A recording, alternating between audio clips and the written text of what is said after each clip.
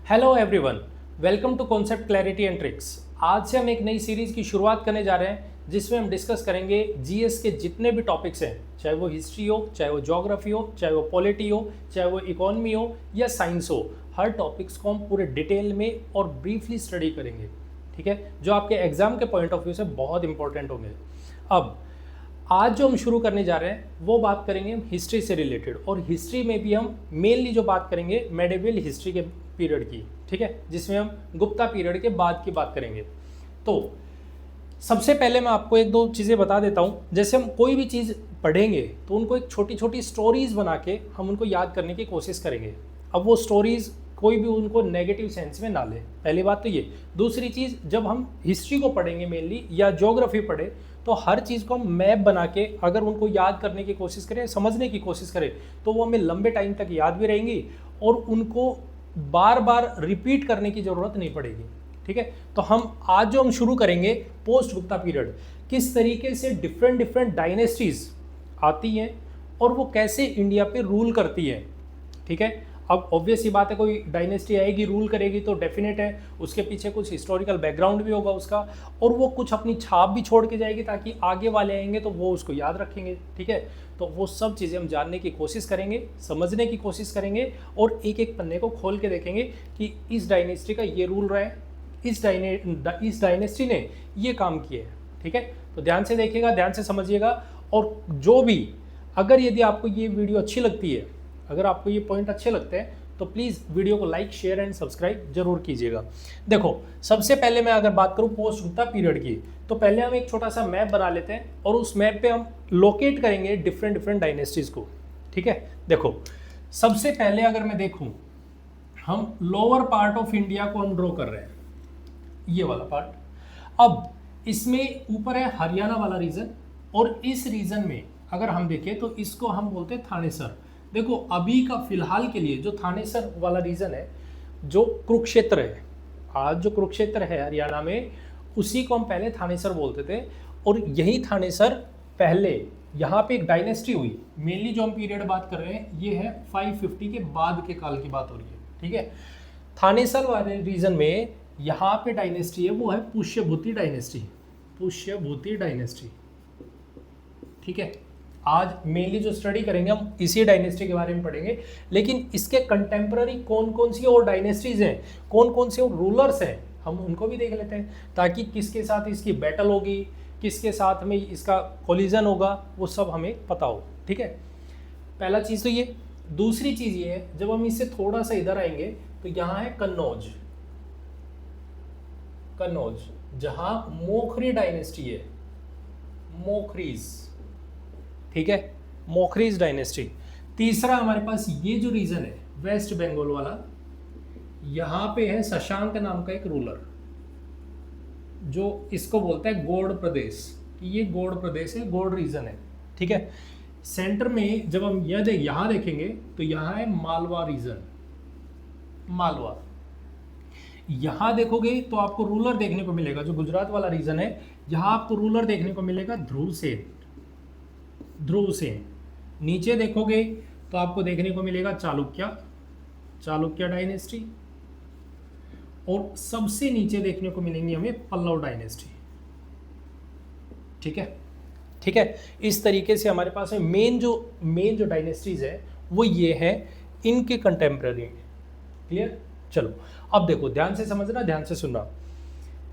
हर dynasty ये कोशिश करेगी कि उसका एम्पायर बहुत बड़ा हो, बहुत बड़े राज्य में वो फैले हुए हो। अब यहाँ पे मेन जो पार्ट है, मेन पार्ट है वो कन्नौज है, ये। अब बात आती है कन्नौज क्यों है, रीज़न तो ये होगा ना, कन्नौज ही क्यों। ये सारे के सारे ध्यान लगाएंगे तो देखेंगे कि कन्नौज पे अगर यदि हमारा कंट्रोल हो जाए, चाहे हमारे पास में ये हो पुष्यभूति डायनेस्टी के रूलर हो, चाहे हमारे पास ये वेस्ट बंगाल का शशांक हो, चाहे वो मालवा रूलर हो, सारे के सारे ये कहते हैं कि हमें कन्नौज पे रूल करना है, कैसे भी करके हमारा कन्नौज के ऊपर रूल आ जाए, ठीक है। और कन्नौज में जो मोखरीज है, यहाँ जो रूलर बैठा है वो है ग्रीवर्मन, ग्रीवर्मन। अब ध्यान से समझना, अब पीछे का बैकग्राउंड समझना, कन्नौज ही क्यों, क्वेश्चन तो यही आता है मेन तो, कि कन्नौज ही क्यों। देखो कन्नौज इसलिए, पहली चीज़ तो ये, देखो हर कोई राजा होगा, कोई भी रूलर हो, हर किसी को चाहिए उसके पास पैसा हो, क्योंकि ऑब्वियस सी बात है अगर उसके पास पैसा होगा तो वो आर्मी बना सकता है, आर्मी बनाएगा तो दूसरों से लड़ाई करने में उसके पास रिसोर्सेज होंगे, तो वो इजीली दूसरे रीजन को भी अपने पास में ला सकता है, अपने कंट्रोल में ला सकता है। और रिसोर्स कब आएंगे? रिसोर्स जब आएगा जब इनके पास में अच्छा एग्रीकल्चर हो, एग्रीकल्चर का रिसोर्स अच्छा हो, तो ऑब्वियस सी बात है अब कन्नौज कुछ ना कुछ तो ऐसी कंडीशन रख रहा होगा ना जिसके पास रिसोर्स भर भर के होंगे। और रिसोर्स कहाँ से आया? क्योंकि ये जिस रीजन में लोकेटेड है वहाँ से आती है गंगा नदी, मेनली यहाँ से गंगा नदी निकलती है। तो ये जो प्लेन बना, ये जो प्लेन एरिया बना, ये प्लेन एरिया ऐसे में है जो बहुत ही फर्टाइल लैंड है। फर्टाइल लैंड मतलब अगर मैं बात करूँ कन्नौज के बारे में, तो कन्नौज की जो लैंड है वो इतनी फर्टाइल है कि यहाँ पे क्रॉप प्रोडक्शन बहुत अच्छा होता है। यहाँ पे जो प्रोडक्शन हो रही है वो बहुत अच्छी है, और बहुत अच्छी है तो ऑब्वियस सी बात है लोगों को रिसोर्स मिल रहे हैं, ठीक है। तो राजा को टैक्स भी मिल रहा है, और टैक्स मिलेगा तो राजा के पास पैसा आएगा, पैसा आएगा तो उससे वो आर्मी क्रिएट कर सकता है। तो पहला रीज़न तो ये है कन्नौज पे इनका कंट्रोल इसलिए होना चाहिए क्योंकि ये फर्टाइल लैंड है तो प्रोडक्शन बहुत अच्छा होगा। दूसरा ये कि यहाँ पे अगर देखो यहाँ बैठ गए यहाँ पे, तो ये एक तरीके से सेंटर पॉइंट हो गया, और सेंटर पॉइंट हो गया तो ये ऊपर नॉर्थ में भी देख सकता है, इधर वेस्ट में भी, ईस्ट में भी देख सकता है, ईस्टर्न रीजन में भी, वेस्टर्न रीजन में भी देख सकता है, और साउथ में भी देख सकता है। मतलब यहाँ से बैठ के वो पूरे इंडिया पे, लगभग पूरे इंडिया पे वो कंट्रोल देख सकता है। ये नहीं है कि उसको बार बार में, अगर मान लो जैसे सपोज करो आप रूम के किसी कॉर्नर में बैठे हो, आप रूम के किसी कॉर्नर में बैठ जाओ तो आप रूम को अच्छे से नहीं देख पाओगे पूरे रीजन को, लेकिन आप सेंटर में बैठ जाओ तो आपको लगभग चारों कोने अच्छे से दिखेंगे। वैसा ही इसकी लोकेशन हो रही है। तो कन्नौज एक ऐसी जगह पे बैठा है जहाँ पे ये फर्टाइल भी है और उसकी लोकेशन स्ट्रेटेजिकली भी बहुत इंपॉर्टेंट है।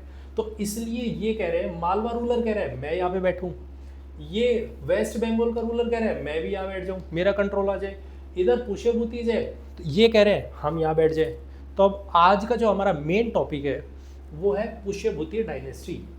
हमें इनको पढ़ना है, इनको समझना है कि ये किस तरीके से एक पावर में आते हैं, हर्षवर्धन एक रूलर बन के आता है, और किस तरीके से वो कन्नौज को अपने कंट्रोल में करता है। बात समझ में आ रही है? हमें ये समझना है। तो हमारी आज की जो डायनेस्टी है, पहले हमें ये समझ लेना है कि कौन इसके कंटेम्प्रेरी रहे हैं, तो हमें ये पता होना चाहिए ये डायनेस्टी इसके कंटेम्प्रेरी है। हम इन्हीं के बारे में स्टडी करेंगे, इन्हीं के बारे में हम समझेंगे। तो पहली डायनेस्टी हम जो पढ़ने जा रहे हैं वो है पुष्यभूति डायनेस्टी। ध्यान से देखना, ध्यान से समझना। सबसे पहले अगर मैं बात करूं पुष्यभूति डायनेस्टी की, तो पुष्यभूति डायनेस्टी में दो रूलर्स होंगे जो बहुत इंपॉर्टेंट होंगे। दो रूलर्स कौन कौन से? पुष्यभूति डायनेस्टी, पहला रूलर तो होगा प्रभाकर वर्मन। प्रभाकर वर्मन, देखो हिस्ट्री में हमें नाम याद करने में बहुत ज़्यादा दिक्कत होती है, बहुत ज़्यादा प्रॉब्लम होती है। तो पहले हम कोई भी डायनेस्टी जो भी पढ़ेंगे तो हमें उनके रूलर्स पता होने चाहिए, उनको एक छोटी छोटी ट्रिक्स बना के हम उनके रूलर्स को नाम याद करेंगे, उनके क्या क्या राइन पीरियड, मतलब उनका जो पीरियड रहे वो कितना रहे, हम उनको देखेंगे। उसके बाद हम उसको स्टडी करेंगे, एक एक राजा को अलग अलग पढ़ेंगे, ठीक है। सबके पन्ने खोल खोल के रखेंगे। पहली चीज़ हमारे पास प्रभाकर वर्मन जो इसमें पहला रूलर है, और दूसरा है जो सबसे इंपॉर्टेंट रूलर जो इस टाइम में हर्षवर्धन। हर्षवर्धन होगा जो इस डायनेस्टी का बहुत बहुत बहुत इंपॉर्टेंट रूलर होगा, इस रीजन को बहुत ऊपर तक लेके जाएगा, ठीक है। चलिए देखिए, सबसे पहले हम इस रीजन के बारे में जान लेते हैं, समझ लेते हैं। देखो ये डायनेस्टी है कौन सी? पुष्यभूति डायनेस्टी। जैसे मैं अभी इसको सिंपल यहाँ पे लोकेट कर रहा हूँ, ये है कन्नौज और ये है वेस्ट बंगाल, और यहाँ पे हम देखें मालवा रीजन, ठीक है। अब देखो यहाँ है पुष्यभूति डायनेस्टी, ठीक है, यहाँ है वेस्ट बंगाल का रीजन जहाँ पे शशांक बैठा हुआ है, ये है मालवा रीजन। अब ध्यान से देखना और ध्यान से समझना, बहुत इंपॉर्टेंट बात बताने जा रहा हूँ, जो कॉन्सेप्ट यहाँ से निकल के आएगा वो आपको हिस्ट्री को समझाने के लिए बहुत इंपॉर्टेंट होगा, ठीक है। देखो अब सारे के सारे चाहते हैं इस पे कंट्रोल, इस पे कंट्रोल हो जाए, इस पे कंट्रोल हो जाए, तो अब एक कॉन्सेप्ट समझना, एक छोटा सा पॉइंट समझना। जैसे मान लीजिए सपोज करो हमारे पास कोई भी दो देश है, ए है और बी है, ठीक है। जब मैं आपके सामने ये कहूँ कि इन दोनों के बीच में ऑब्वियस सी बात है, ए चाहेगा इसका कंट्रोल बी पे हो जाए, बी चाहेगा इसका कंट्रोल ए पे हो जाए, ठीक है। तो अब वो किस तरीके से कंट्रोल करे एक दूसरे पे, तो वो देखना होगा कि हमारे पास इनके बीच में पावरफुल कौन है, पावरफुल कौन है, ए और बी में पावरफुल कौन है, हमें ये चीज समझ लेनी है। जैसे मान लो मैं एक छोटा सा एग्जांपल ले लेता हूँ, ए है वो बी का पावरफुल है, ए है वो बी से पावरफुल है, A is stronger than B, A is stronger than B. इसका मतलब क्या हुआ, इसका मतलब ये हुआ अगर कभी भी ऐसा होगा कि जब एक डायनेस्टी दूसरी डायनेस्टी से स्ट्रोंग होगी, ठीक है, तो डेफिनेट है एक कभी भी ये कोशिश कर सकता है वो अटैक कर दे बी पे, बी डायनेस्टी पे जाके वो कभी भी किसी भी टाइम अटैक कर सकती है। ऑब्वियस सी बात है क्योंकि ए स्ट्रोंग है तो बी पे अटैक कर देगा। अब ऐसी सिचुएशन में बी को क्या करना चाहिए, ऐसी सिचुएशन जब उसको ये पता है उसका पड़ोसी उससे स्ट्रोंगर है, तो बी को क्या करना चाहिए, बी को करना चाहिए कि भाई ये जो इसका नेबर है, इसका जो नेबर है इसको अपना पार्टनर बना ले, अपना दोस्त बना ले, इसको दोस्त बना ले, कैसे भी करके ये इसको दोस्त बना ले। और दोस्त बना लेगा तो जिस दिन ए बी पे अटैक करने आएगा तो डेफिनेट है सी को बोलेगा भाई पीछे से तू अटैक कर दे, तो इसको दबोच सकते हैं हम, इसको दबा सकते हैं, सिंपल सी बात है। एक केस तो ये है। दूसरा केस ये है कि मान लो ए और बी दोनों के दोनों बराबर के पावरफुल है, ऐसा भी तो हो सकता है ना, ए और बी दोनों बराबर पावर के, दोनों बैठे हैं, ए अटैक कर देगा बी पे तो डेफिनेट है बी भी वापस अटैक करेगा, और जब वापस अटैक करेगा तो हारने की पॉसिबिलिटी दोनों की है। मेन जो यहाँ पे सबसे बड़ी जो बात आती है वो आती है रिसोर्स खोने की, रिसोर्स खोने की, क्योंकि दोनों पावरफुल है, और दोनों पावरफुल है तो इसके भी रिसोर्सेज जाएंगे, इसके भी रिसोर्सेज जाएंगे। तो ऐसे केस में ये ए और बी ये कोशिश करेंगे कि भाई हम लड़ाई ना करें और हमारे रिलेशंस को बेहतर कर लें, हमारे रिलेशंस बहुत अच्छे बना लें, अच्छे रिलेशन बना ले।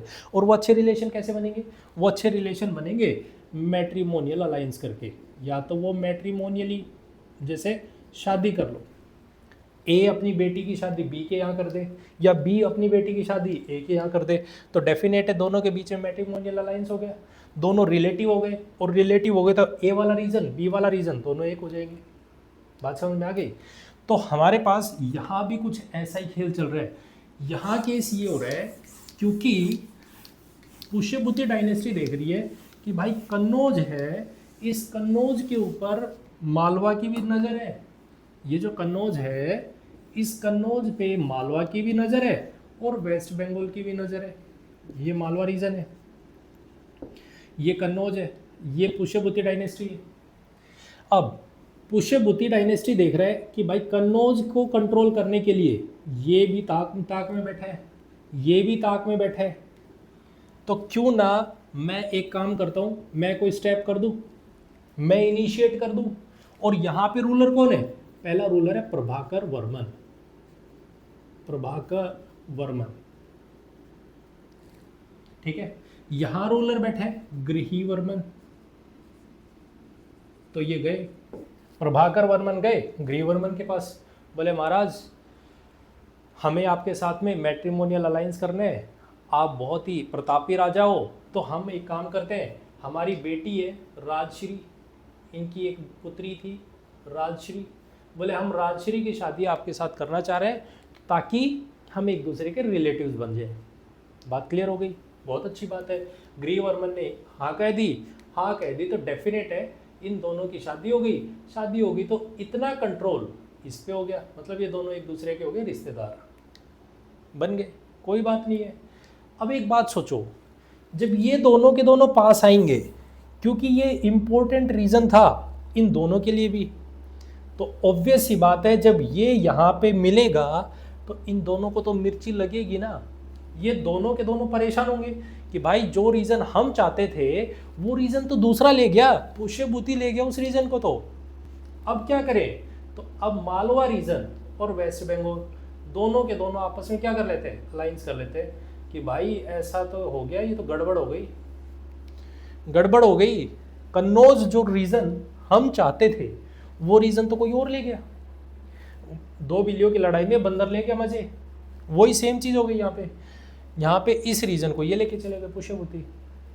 अब क्या करें, अब ऑब्वियस सी बात है, ये दोनों के दोनों अलायंस करेंगे तो ये कहेंगे चलो हम अटैक करते हैं और कन्नौज के ऊपर अटैक कर देते हैं, मार के आते हैं। तो दोनों के दोनों, वेस्ट बंगाल का रूलर और मालवा का रूलर, दोनों मिलते हैं और मिल के अटैक कर देते हैं कन्नौज पे। कोई बात नहीं है भाई, अटैक कर दिया। अटैक किया तो सबसे पहले ग्रीवर्मन को बोला, हाँ भाई तूने शादी क्यों की, पकड़ लिया इसको, पकड़ लिया तो इसको मार दिया। बोल तूने शादी क्यों की, बोले मैंने तो आया था इनविटेशन आया था मेरे पास आगे से, मैंने एक्सेप्ट कर लिया। बोले ठीक है, एक्सेप्ट किया तो खेल खत्म कर देते हैं, इसको मार दिया। ऊपर से जो राजश्री है, राजश्री, इसको उठा ले गए। कौन, वेस्ट बंगाल का रूलर, राजश्री को उठा ले गए, ग्रीवर्मन को मार दिया। ये खबर पहुंची पुष्यभूति डायनेस्टी के रूलर प्रभाकर वर्मन के पास, राजा की बेटी को उठा ले गए, राजा के दामाद को मार दिया। तो डेफिनेट है अब राजा को गुस्सा तो आएगा। अब करे क्या, तो पहले राजा, उनके काफ़ी सारे बच्चे होते थे, तो सबसे पहले उनको बुलाते थे जो नाखुश, जिनसे मतलब इतना इंटरेस्टेड नहीं होते थे राजा, जिससे ये था कि यार ये ठीक है, फालतू है हमारे पास में, चलो इसको पहले भेज दो, अगर मरेगा तो कोई बात नहीं है, और नीचे वाले बैठे हैं, ठीक है। तो हमारे पास में यहाँ पे प्रभाकर वर्मन, इसने अपने एक बेटे को बुलाया, ठीक है, उसको बुला के बोला राजवर्मन, उसका नाम था राजवर्धन, बोले कि जाओ एक काम करो, आपके जीजाजी को उठा ले गए, ठीक है, आपकी बहन को भी उठा ले गए, जाओ पता करो कहाँ लेके गए। चले गए, ठीक है, राजवर्धन गए, बोले हाँ भाई कौन है, तो राजवर्धन के सामने अब दो लोग खड़े हैं, कौन कौन, एक तो शशांक खड़ा है, ऊपर से मालवा रूलर खड़ा है। तो इसने जब अटैक किया तो मालवा रूलर तो हार गया, इसको तो मार दिया, लपेट दिया इसको। और शशांक, इसने देखा कि भाई ये कर रहा है इस पे अटैक, तो इसने पीछे से आके इस पे अटैक कर दिया और राजवर्धन को मार दिया। अब राजवर्धन को मार दिया, ध्यान देना, शशांक ने राजवर्धन को मार दिया। यहाँ पे अब सिचुएशन क्या हो गई है, प्रभाकर वर्मन जिसका एक दामाद था वो भी खत्म, जिसकी एक बेटी थी वो भी खत्म, एक तरीके से उठा ले गए ना। अभी फिलहाल के लिए तो इनके पास नहीं है, तो राजश्री वो भी खत्म हो रही है। तीसरा हमारे पास राजवर्धन, इसका एक बेटा, वो भी खत्म, तीनों के तीनों मारे गए। तो गुस्सा तो और आएगा कि यार एक फैमिली में से एक ने इतने सारे लोगों को लेके चले गए। अब एक काम करो, इसने दूसरे बेटे को बुलाया, बोले हाँ भाई आ जा भाई, बाहर आ जा। ये 16 साल का लड़का था, हर्षवर्धन, 16 साल का रूलर, 16 साल का लड़का है। बोले राजा बनना है तेरे को, बोले हाँ राजा बनना है। तो बोले एक काम कर, तो प्रूव कर अपने आप को कि तू राजा बन सकते है। क्या करना पड़ेगा, बोले करना ये पड़ेगा, अपनी बहन को बचा के ला और तेरे भाई को और तेरे जीजा को जिसने मारा है उनका बदला लेके आने हैं। और इसके सामने हर्षवर्धन जो 16 साल का लड़का है, बस इसके दिमाग पे एक ही खून सवार था, और वो सवार ये था कि कुछ भी हो जाए, जो भी आ गया है बस मारना है, सिर्फ मारना है, और कोई मतलब नहीं है मुझे, जो आएगा चाहे कोई हो, ठीक है। अब आता है हर्षवर्धन, ध्यान देना, ध्यान से समझना। हर्षवर्धन मालवा का रूलर तो भाग गया, अब इसके सामने एक कौन सी चुनौती है, कौन चैलेंज है, वो शशांक, ठीक है। तो ये पहुंच गया शशांक के पास, बोले हाँ जी बहन का है, बीच में जो भी आता गया सबको मारता गया। और इसने जब सबको मारा तो ये देखा वेस्ट बंगाल के रूलर ने, शशांक ने, कि भाई ये लड़का बहुत पागल है, ये सबको ख़त्म करते जा रहे हैं।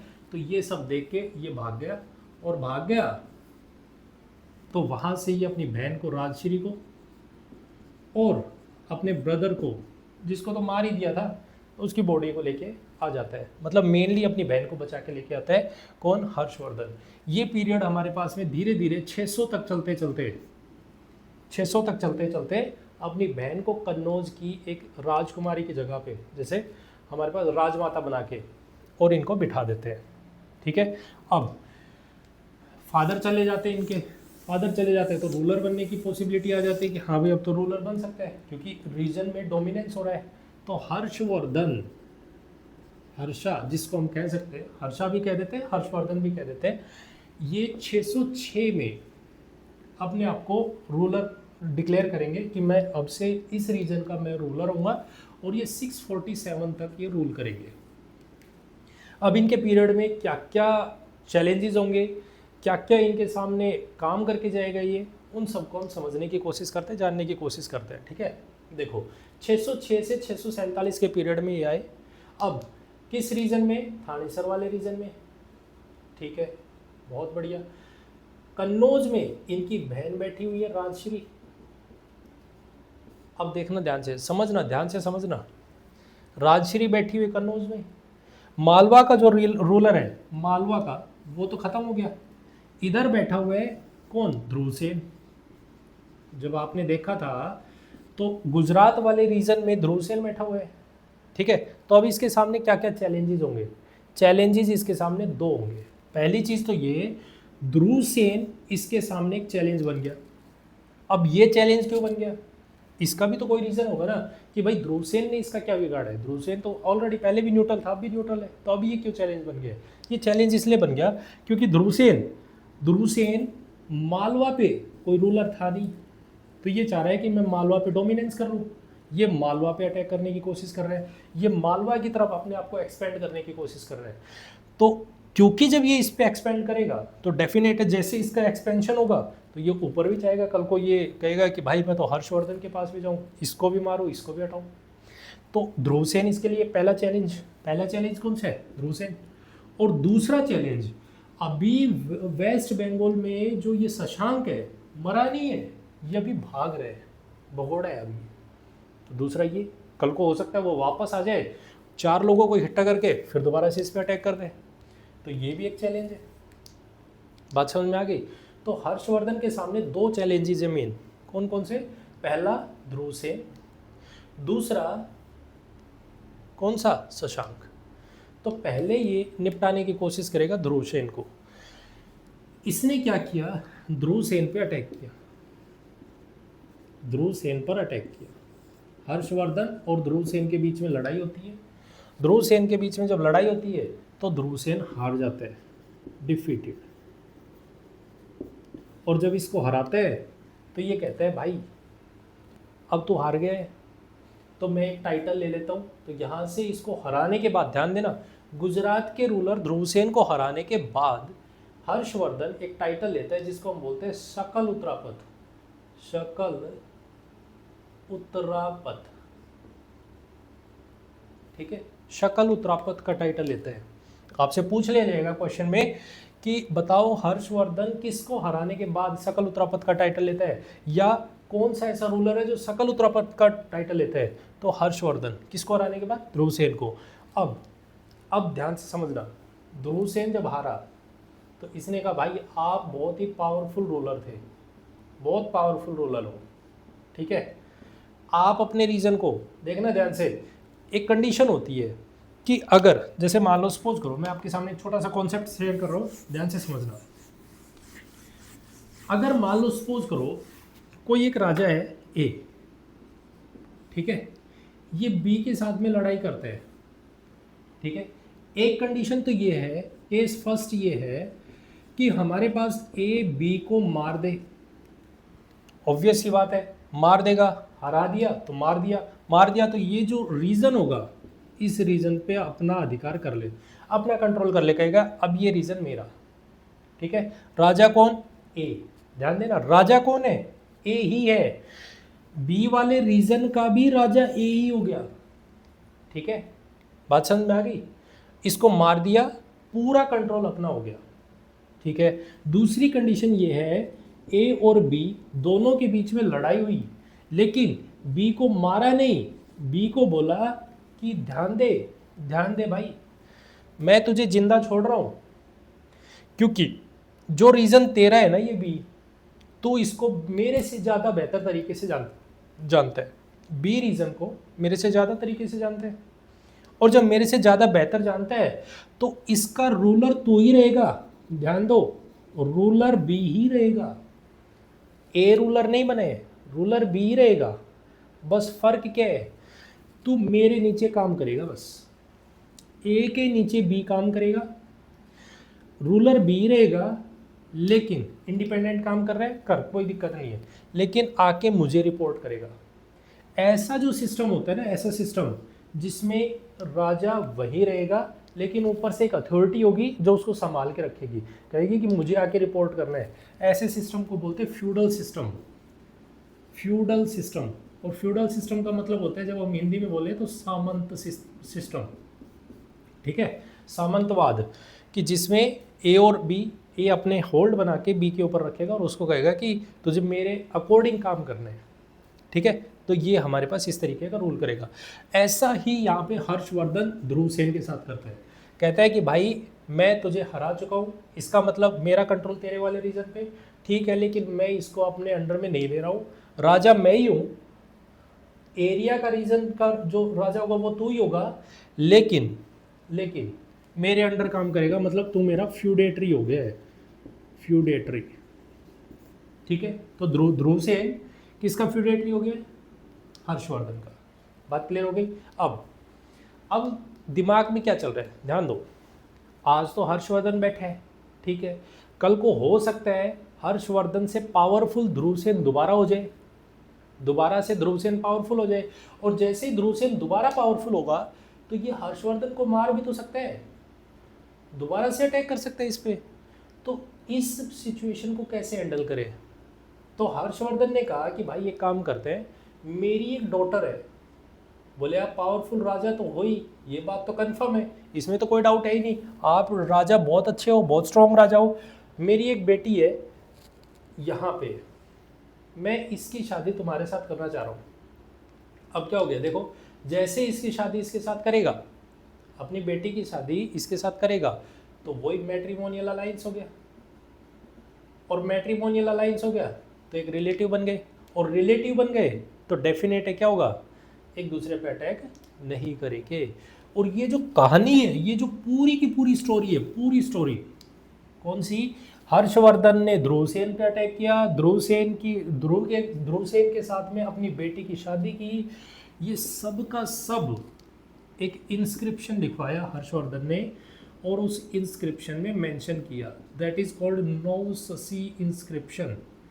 नौससी इंस्क्रिप्शन आपसे पूछ लिया जाएगा, नौससी इंस्क्रिप्शन किसका है, तो हर्षवर्धन का है। बात क्लियर हो गई, बात क्लियर हो गई यहाँ तक। अब ध्यान से सुनना, ये सारे का सारा खेल चल रहा है नॉर्थ में, ठीक है। अब हो क्या रहा है, देखो ध्यान से, हर्षवर्धन कहाँ तक फैल गया, हर्षवर्धन ने मेनली जितना भी नॉर्दर्न इंडिया था, जितना भी नॉर्दर्न इंडिया है, उस पर लगभग पर कंट्रोल कर लिया है। अगर हम यहाँ पे बनाएं इस तरीके से, तो ये वाला जितना भी रीजन है सारे का सारा लगभग इसका हो गया, क्योंकि मालवा के रूलर को भी इसने मार दिया था, खत्म हो गया था, ध्रुव सेन भी इसका हो गया था। वेस्ट बंगाल वाला रीजन है, शशांक मर चुका है, ये वाला रीजन भी इसका हो गया है। ऊपर उदित, पंजाब वाले रीजन में उदित रूलर बैठा हुआ था, उसको भी अपना फ्यूडेटरी बनाया। आसाम में राजा बैठा हुआ है, उसको भी अपना फ्यूडेटरी बनाया। नीचे अब ये सोच रहे हैं कि भाई देखो, नॉर्थ तो मेरा हो ही गया, अब चलते हैं नीचे की तरफ, साउथ में।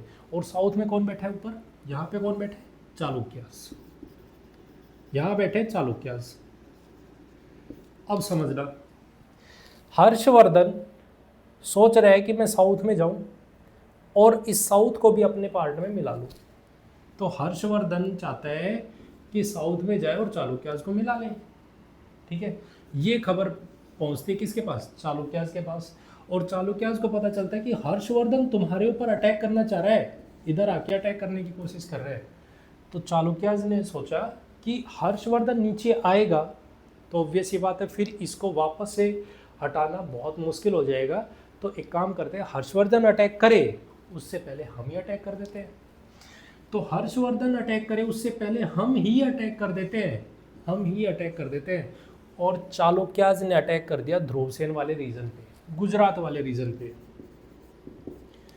और जैसे गुजरात वाले रीजन पे अटैक किया तो चालुक्याज ने, हम इसके बारे में पढ़ेंगे, चालुक्य में रूलर हुए वो थे पुलकेशिन टू। पुलकेशिन टू इसने अटैक किया ध्रुवसेन पे और ध्रुवसेन को मार दिया और इसकी जो डॉटर है उसको उठा ले गए। वही हिस्ट्री रिपीट्स इटसेल्फ, जो स्टोरी है ना, हिस्ट्री रिपीट्स इटसेल्फ, वो वही सेम चीज़ हो रही है। ध्रुवसेन के साथ में जो अपनी बेटी की शादी कर रखी थी हर्षवर्धन ने, उसकी बेटी को उठा ले गए और ध्रुवसेन को मार दिया। और जैसे ही मारा तो ये खबर पहुंची किसके पास, हर्षवर्धन के पास, कि भाई ऐसा ऐसा हो गया है और रीजन पे कंट्रोल करने के लिए चालुक्य आ रहे हैं। और चालुक्याज में भी मेनली कौन आ रहा है, पुलकेशिन टू। अब ऑब्वियस सी बात है, हर्षवर्धन को गुस्सा आएगा, कहेगा कि भाई अब मैं नहीं छोड़ूंगा। खुद आता है हर्षवर्धन नीचे की तरफ, नर्मदा रिवर है, नर्मदा यहाँ से जो ये सेंट्रल पार्ट है, यहाँ नर्मदा और तापी नदियाँ जो जाती है, तो नर्मदा नदी के जो बैंक पे इन दोनों के बीच में लड़ाई होती है और लड़ाई में हर्षवर्धन को डिफीट होता है, मतलब हर्षवर्धन हार जाते हैं। ठीक है, अब ये हम अलग से पढ़ेंगे, चालुक्याज को हम अलग से पढ़ेंगे, जो नेक्स्ट पार्ट होगा उसमें हम चालुक्य डायनेस्टी को पढ़ेंगे। तो अभी फिलहाल के लिए सिर्फ आपको इतना याद रखना है कि चालुक्याज डायनेस्टी में पुलकेशिन टू ये नर्मदा नदी पे लड़ाई करते हैं, किसके साथ में, हर्षवर्धन के साथ में, और हर्षवर्धन को हरा देते हैं। बात क्लियर हो गई। और ये जो सारे का सारा डिस्क्रिप्शन है, ये जो सारे का सारा मेंशन्ड है, ये है ऐहोल इंस्क्रिप्शन में। ऐहोल इंस्क्रिप्शन किसका है ये, तो ये लिखवाया किसने, ऑब्वियस सी बात है चालुक्याज ने लिखवाया। और चालुक्याज में भी किसने, पुलकेशिन टू ने लिखवाया। और पुलकेशिन टू ने खुद थोड़ी लिखा होगा, किसी से लिखवाया होगा। तो इसके कोर्ट पोएट हुआ करते थे, दैट इज रवि कीर्ति। नाम बहुत याद रखना है, बहुत इंपॉर्टेंट याद रखना है कि रवि कीर्ति किसके कंटेम्प्ररी हुआ करते थे, तो वो थे हमारे पास रवि कीर्ति पुलकेशिन टू के। ठीक है, और पुलकेशिन टू के कंटेम्प्ररी मतलब इनके जो कोर्ट पोएट हुए, रवि कीर्ति ने ये जो भी है वो संस्कृत में मेंशन किया, संस्कृत में ऐहोल इंस्क्रिप्शन जो मेंशन किया वो संस्कृत भाषा में लिखा है। ठीक है, इसके बारे में हम जो नेक्स्ट पार्ट होगा चालुक्यन डायनेस्टी, उसके बाद उस टाइम में हम इसको अच्छे से बताएंगे कि ऐहोल इंस्क्रिप्शन में क्या क्या है, किस टेम्पल पे लिखा हुआ है, उसके बारे में हम बाद में बात करेंगे। तो पुलकेशिन टू के बारे में हम हर्षवर्धन के बारे में जान रहे हैं, तो हम उसको स्टडी कर लेते हैं। तो इतने सारे का सारा, क्योंकि वो हार गया तो अब इसका जो रीज़न है उस पर डोमिनेशन किसका हो जाएगा, चालुक्याज का। तो ये अच्छे से स्प्रेड करना शुरू कर देंगे। अब हम थोड़ा सा और जान लेते हैं हर्षवर्धन के बारे में। हर्षवर्धन सबसे पहले अगर मैं इसका एडमिनिस्ट्रेशन देखूं तो हर्षवर्धन का जो काल है, पीरियड है, वो पीरियड मेनली 606 से और 647 के बीच में रहे। ठीक है, दूसरी चीज़ ये फ्यूडेटरी सिस्टम को फॉलो करता है। फ्यूडेटरी सिस्टम कौन सा, सामंतवाद।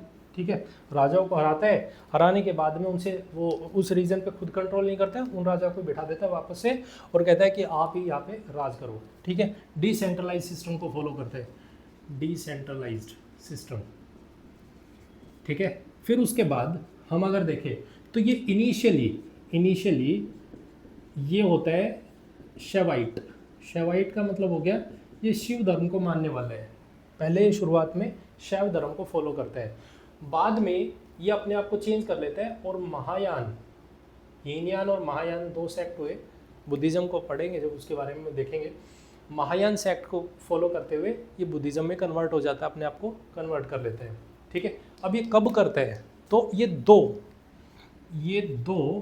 हमारे पास में अगर हम कहें तो एक होती है हमारे पास में कन्नौज, मीटिंग्स करवाता है जिसमें डिफरेंट स्कॉलर्स आते हैं, बहुत सारे स्कॉलर्स को बुलाता है, डिफरेंट रिलीजन के स्कॉलर्स आते हैं, उनसे डिस्कस करता है कि भाई कौन सा धर्म अच्छा होगा, कौन से धर्म अच्छा नहीं है, या किस धर्म में क्या खासियत है, उनके बारे में यहाँ पे डिस्कशन होता है। एक है कन्नौज और दूसरा प्रयाग में।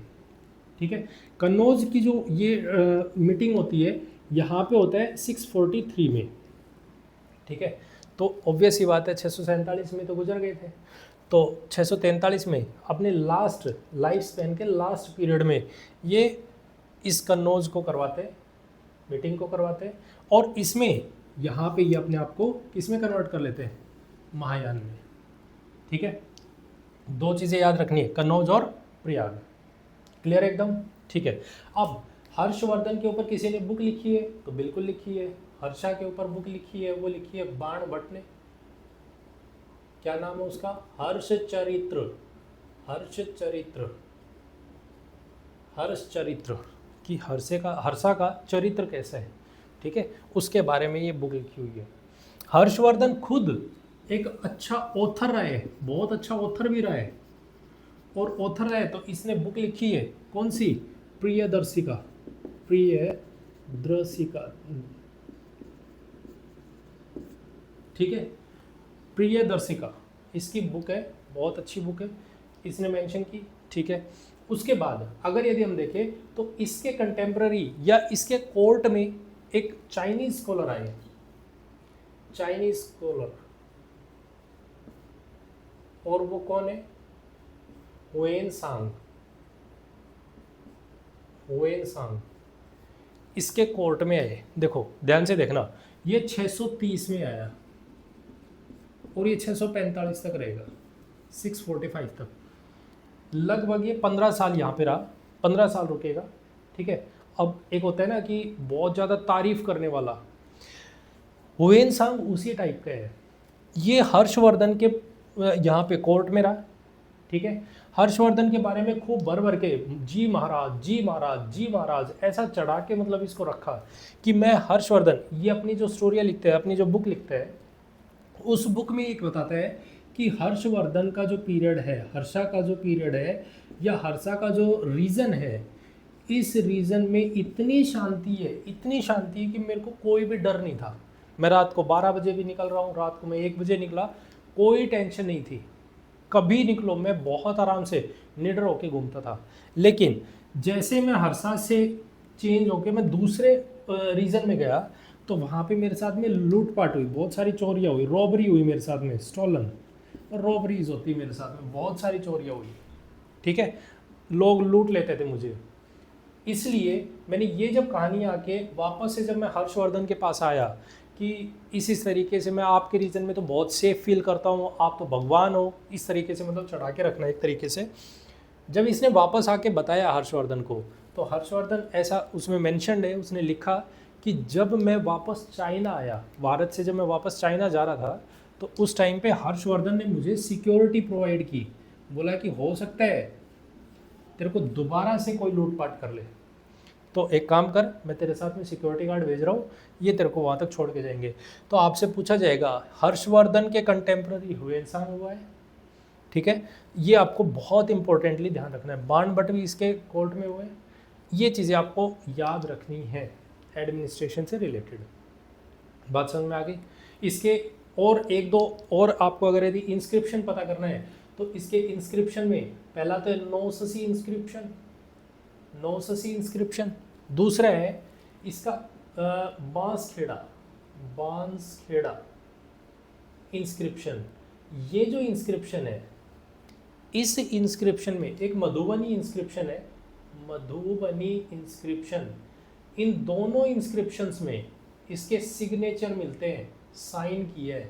आपसे अगर यदि क्वेश्चन पूछ लिया जाएगा कि हर्षवर्धन का कौन सा ऐसा इंस्क्रिप्शन है जिसमें उसने साइन किया है, तो वो साइन किए हैं उसने दो में, बांसखेड़ा और मधुबनी इंस्क्रिप्शन है जिनके अंदर उसने साइन किया हुआ है। क्लियर एकदम?